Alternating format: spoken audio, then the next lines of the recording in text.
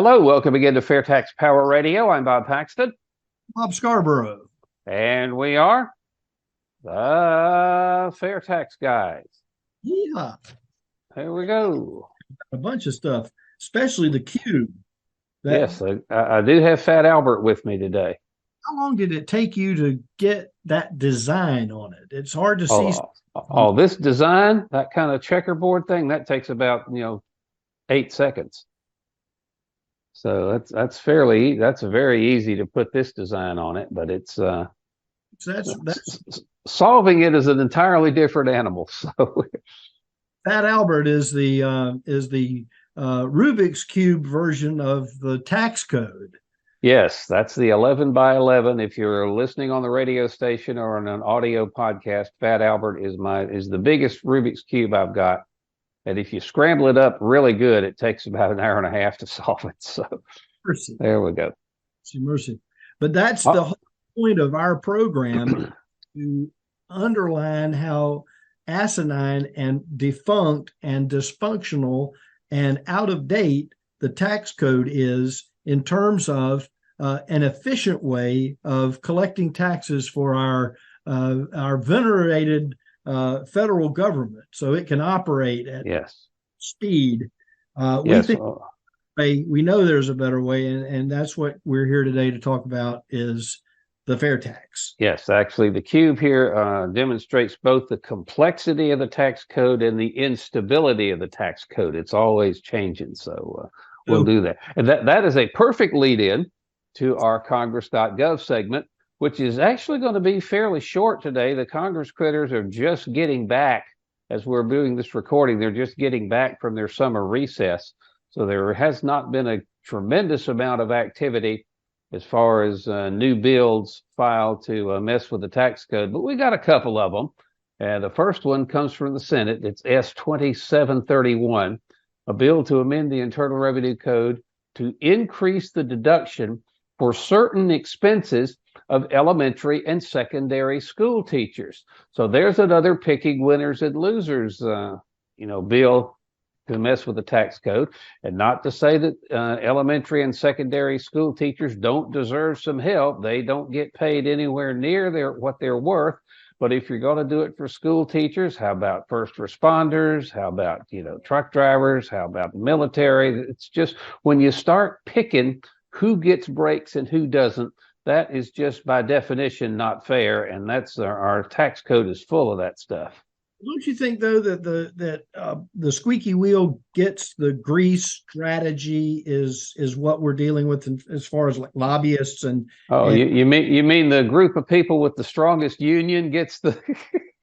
Well, yeah, and I'm thinking, elementary and secondary education, kindergarten teachers, they need some breaks too, But like you said, it's all, hey, everybody needs They are certainly deserving, but they are not the only ones who are. And so when you start, specifically picking out groups of people like that, then that again is just inherently unfair. And our tax code is loaded with that kind of stuff. And that's why we need to get rid of it and replace it with a fair tax. It's out of here. Out of here. All right, let's keep going. Our next one is HR 5341, HR 5341. And that one actually comes from your neck of the woods. A Representative Alma Adams, North Carolina District 12. It's close by. We're 6 here at the point at the radio station. Yeah. Yeah. Well, this is called the Family Farmer and Rancher Tax Fairness Act. And anytime I see something that says Tax Fairness Act on it, I wonder, why are you not on the fair tax? That's right. So you need to work on your representative up there, Miss Adams, and get her on the fair tax. But this is HR 5341, and it just simply says it's a bill to amend the Internal Revenue Code to exclude from gross income certain assistance provided to farmers and for other purposes. So the school teachers get a break on the first bill, the farmers get a break on this second bill, and again, it's just all part of the same corrupt, inefficient, unfair system that we need to get rid of and replace with a fair tax. And I think again we've talked about how all of that works out. By the way, District 12, North Carolina, is Cabarrus County and Mecklenburg County, Alma Adams. Mecklenburg County, that's Charlotte. Charlotte, that's right. Okay. 98% of that district is urban.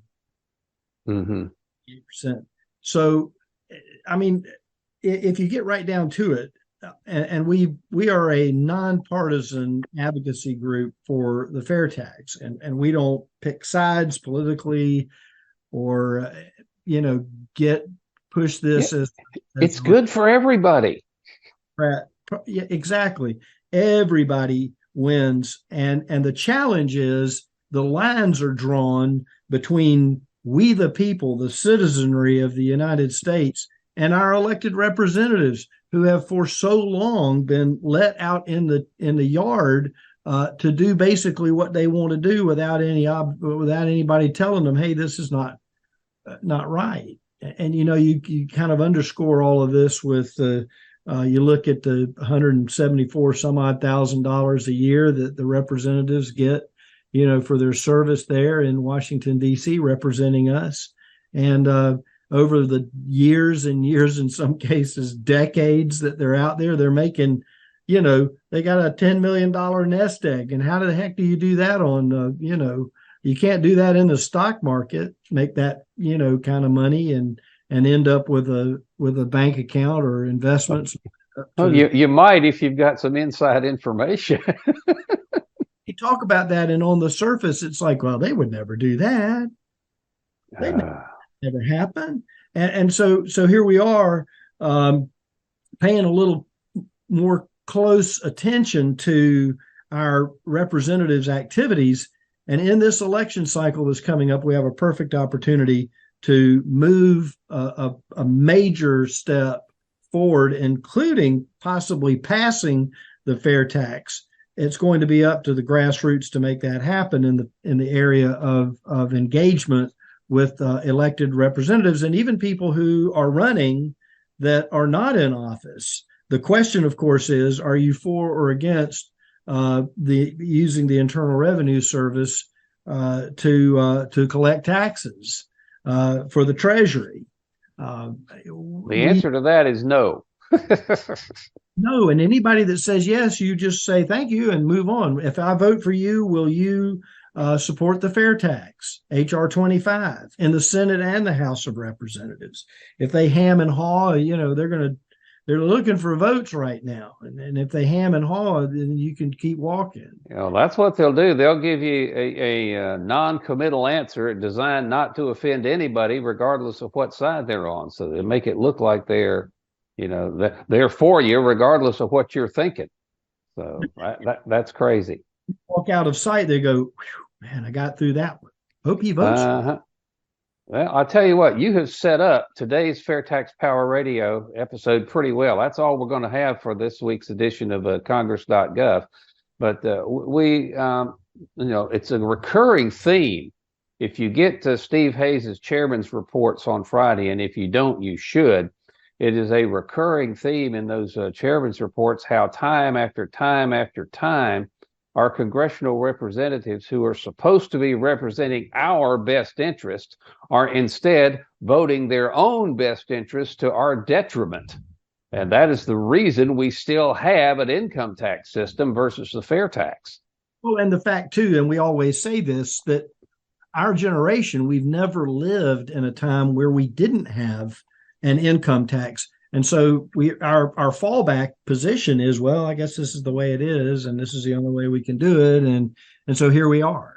And that's not the case. We know that the FAIRtax, tax on consumption, not the flat tax, which is an income, the FAIRtax. And I had a conversation with a really good friend of mine, a very brief messaging conversation the other day.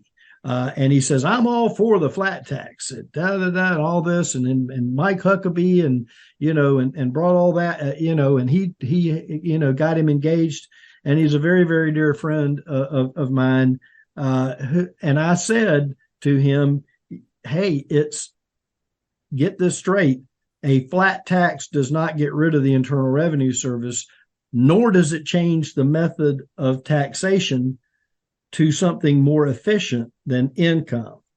And his response was, well, yeah, you're absolutely right. So there's a lot of confusion out there between, I didn't mean to get off in the weeds on this, but I think it's important to differentiate and draw that line between a flat tax and the fair tax. Fair tax is the brand name of a tax on consumption.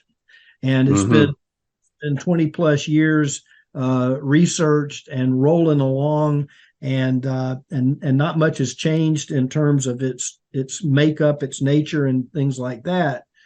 But flat tax, you're going to hear it from Steve Forbes. You're going to hear it from, let's make it simple. Put it on a postcard, put it, the 60 cent or however much the stamp is now, and send it off. The Internal Revenue Service is still going to have knowledge of your income.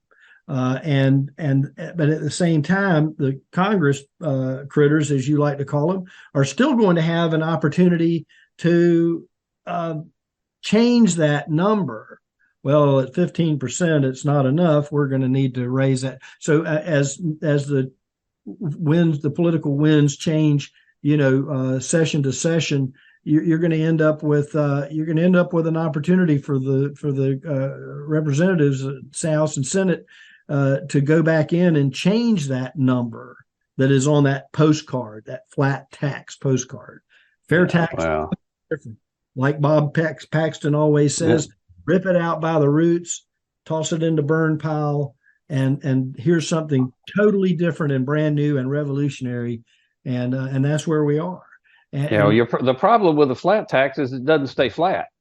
No, it will not be long. That's the Lobbyists' Full Employment Act. They flatten everything out, then they'll just go right to work unflattening it, doing the stuff that we did. But we need to move on. We got about 16 minutes left here, and you hit on something just a minute ago that again leads into what we're going to talk about. You talk about all of the research that was done in the process of developing the fair tax, and the article, actually, this is a transcript of testimony that was given before the Joint Committee on Taxation in the House of Representatives way back in 2011.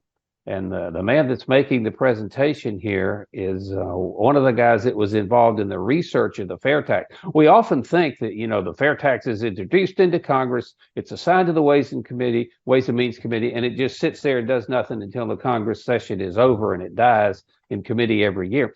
But the Congress critters know about the fair, and this is really, really interesting what this gentleman told this committee on the fair tax. And I'd like to get going with this. And actually, let me just read the first few paragraphs of this. This is from a gentleman who's named Dan Mastromarco. And it says, "Dear Mr. Chairman and members of the committee, let me begin with an observation leading to a compliment. The observation: the debate over America's tax system is not about one problem. It's about a bundle of competing problems searching out competing solutions. And although all Americans share a fervent disdain for the tax system, they do so for many reasons. So before policymakers can make true progress in discussing the effectiveness of various alternatives in achieving reform goals, we must first agree upon the common issues reform is meant to address. Stated another way, they must decide what are the central problems with our current system before they can intelligently ask how well the ideas for reform address those problems." And he went on to say his compliment is the fact that the committee entitled the hearing "How American Tax Policy Affects U.S. Business," not whether U.S. tax policy affects American business, because he says it affects it a lot in a bunch of different ways. He said, "Over the course of the last 25 years, I have seen how tax policy affects businesses from many angles. And from those differing perspectives," and this is where it really gets good, "I can't help but see the discouragement of many economists whose voices of reason are ignored, not because they're discordant, but because they're drowned out by the deafening din of lobbyists. Our tax system has, in a nutshell, devolved into an unholy trinity of lobbyists, industry seeking relative advantage, and members seeking campaign contributions, all of whom would sacrifice at the altar of a public auction our national prosperity for personal advantage. Amen, brother. Wow. Can you think of a better reason to get rid of the income tax than what he just stated there?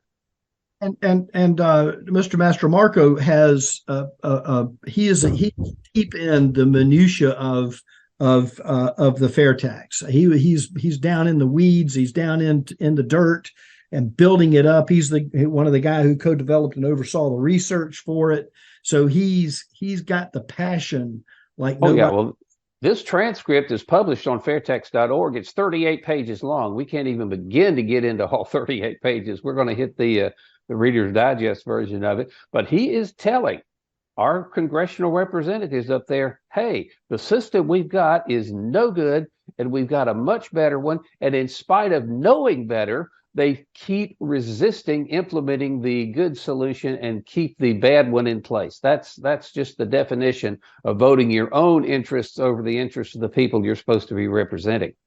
And I'll go back to what I said a minute ago, and I'll be very brief. Election season, time to get in front of your elected representatives and the candidates that are running for public office at the federal level, even the state level too. You can have the conversation with them, but it's time to ask the question. The key question, of course, is: do you support the fair tax? And are you for or against getting rid of the Internal Revenue Service? Okay, well, go ahead with the next paragraph in this transcript. Where are we starting out now? My compliment. You're starting understanding how we've gone astray. Okay, there we go. And we understand how we have gone astray. As easy as hearing the central chorus of economists, as discordant as they sometimes sound, you will hear that the critical maladies of our current system are threefold. And we talk about this all the time. It's complexity, prolixity, and crushing compliance costs every day. It's high marginal rates, which trample productive income, stifle growth, job creation, and wages, and the anachronistic international tax system that is self-flagellating. Well, you can tell he went to college using all those big $2 words, can't you? Flagellating now, flagellating. That means you're hitting yourself. That's right. That's right. Smacking yourself in the head. So, I mean, these are things that we deal with on a regular basis, and we've become so used to those challenges that they've become part of our nature. And psychologically, and thinking about business and how we go through, how an entrepreneur would go through creating a business and pulling up and working 24 plus hours a day to make his dream come true in work and service to his community. And then you have this guy in a black suit with a briefcase over there that says IRS on it. And we're going to take this money that you're working hard to create your business. We're going to take part of that. Yeah. And continuing to read this is next segment here. And many will tell you, as I will today, keep in mind, this is Dan Mastromarco he was in front of the Joint Committee on Economics on how U.S. tax policy affects business investment and job creation. He says, and many will tell you, as I will today, that the solution to this crisis is a consumption tax that makes the taxes we pay visible. I'll say it again. The solution to this crisis is a consumption tax that makes the taxes we pay visible, ensures all Americans are stakeholders, is neutral as to savings and investment, lowers marginal rates, reduces compliance costs, and removes the anti-competitive nature of our non-border adjustable extraterritorial tax system. The best of these is the fair tax, which stands in such stark contrast to the casus belli of our current system that it illuminates the path this nation must take to regain the trajectory of our prosperity. So he lays it out for them. You guys need to pass the fair. And I love this next sentence. Complexity begets costs, which begets loopholes, which begets evasion, which begets higher rates, begets more lobbying for more loopholes, which begets more evasion, which begets a perception of unfairness, which begets even higher rates, more evasion, more economic inefficiency, and so on. And so, talk about a vicious circle. Wow, that's what we've got with our current income tax system. The business of tax compliance has brought us to a point where we are now taking money in business that could be used to create jobs, to innovate and create new products and services to become more efficient. And we're having to pay people to comply with the tax code. And I think what I'm going to do for everybody that I know this year, I'm going to make a little scroll out of IRS publication 17 and send it to everybody for a stocking stuffer for the Christmas holidays, because that in and of itself shows the lunacy of the tax code in a step-by-step form of what you have to do to fill out your taxes. Oh, mercy. Shows everything that, got to use form this for that. And you got to make sure that if you stole your neighbor's lawnmower, that if you don't give it back by the end of the year, you're going to have to pay a tax on the use of it. It's just insane. It's insane. So this guy's got it going on, though. Yeah, he continues here. As we lament the maladies of the current system, Congress has clear options. The best example of a tax regime that would permanently save compliance costs is the FAIRtax. It's been introduced in the House of Representatives, and this was back in 2011. Representative Rob Woodall as H.R. 25, and at that time it was in the Senate as S13, sponsored by Senator Saxby Chambliss. It's an integrated tax replacement system that repeals all the current taxes imposed by the Internal Revenue Code on income and wages, including personal, gift, estate, capital gains, alternative minimum, Social Security, Medicare, self-employment, and corporate taxes. All those go away. And in place of that, the FAIRtax imposes a single rate tax on the final retail sale of new goods and services used or consumed in the United States at a revenue neutral rate of about 23 cents from every dollar spent. That is, the Congress critters have been told to their face what the better alternative is, what they need to do, and they still won't do it. Yeah, I mean, they had to be. It came down to holding the potential Speaker of the House of Representatives vote, holding their feet to the fire, so that we could get this vote on H.R. 25 out of committee and onto the House floor for debate and vote in this session. But it took the speakership, the whole complexity around how that happened, for Kevin McCarthy finally say, yes, we'll bring this to the floor if you can bring all these people over to vote for me for the speakership. And that's where we are. Will we get that vote? I don't know. We're getting ready to go back into session. This is about the time when we were talking back in February. This is about the time we were saying that this was going to happen. In this session for H.R. 25. Yeah, and this gentleman goes on to say that the compliance costs are reduced by an estimated 90% under the FAIRtax. The Tax Foundation, the oldest national tax research organization, has estimated that compliance costs would drop more than 90% under the FAIRtax. No other plan that's been developed or could be developed would eliminate the wasteful compliance costs quite like the FAIRtax will. Now consider that imposing taxes at the cash register, the FAIRtax wholly exempts individuals from ever having to file a tax return again. And since business-to-business transactions are fully exempt, businesses that serve other businesses will neither pay nor collect taxes. It's just elegant in its simplicity. Can you imagine what it's going to be like in about 10 years, even less than that, when everybody's going, you mean we waited 20 years to do this? I mean, again, because we're so caught up in the routine of that shoebox of throwing our receipts in and hiring somebody or paying a couple $300, to the online service for doing our taxes, because we have never experienced in our lifetime an economy, a way of living without the income tax. And this is what we're talking about. This is okay. it. Well, our time's getting away from us here. Jump down and read his conclusion. I conclude with an observation about tenor of discussion for fundamental tax reform. Many who lack an in-depth knowledge of the tax laws, their practical effect, cling to an unfounded assumption that the income tax system is somewhat of an American inheritance, devolved from a celestial body at the highest social engineering achievement of mankind.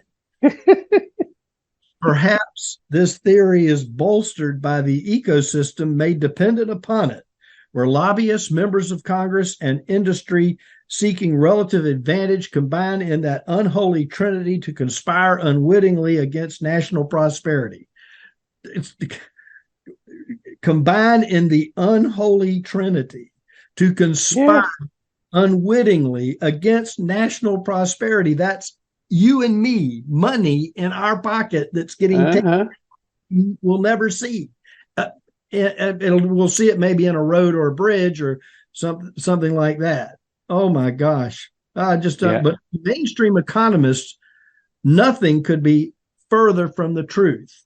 Enabled by a political system that has literally sold each word, each deduction, each credit, and each exemption to the highest bidder at a private auction, our tax system has been cobbled together by the finest lobbyists America can produce, not our nation's finest economists. And that was the birthplace of the fair tax.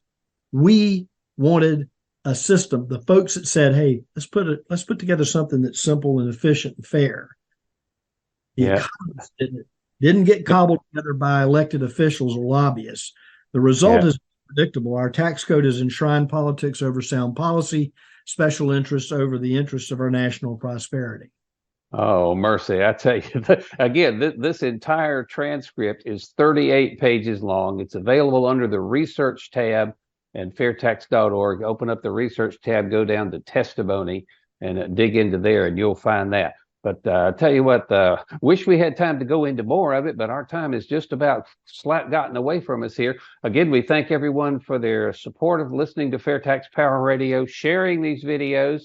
If you've got a question or a comment, the FAIRtaxGuys@gmail.com is our email address, or you can leave a comment or a question in the comment section below any of these videos. And I'm afraid that's just going to wrap up this edition of FAIRtax Power Radio. Again, thanks so much for watching and listening. We'll catch you next week. Until then, I'm Bob Paxton. I'm Scarborough. We are the FAIRtax Guys, reminding you the fair tax is the only truly fair tax. And once you understand it, you'll demand it. So tell me how it works. It's probably changed since the last time I saw it, but the short answer would be... You want to take this one? Oh, sure. Okay. Imagine bringing home everything you make. You don't get taxed for saving or accumulating wealth, and your boss doesn't get taxed more even if he pays you more. Wow, see, that's amazing. And so the end result of all that is the cost of producing products and running a business goes down, so things cost less. And on top of all that, imagine every criminal, non-citizen, and under-the-table worker also paying taxes. That's amazing. That's the fair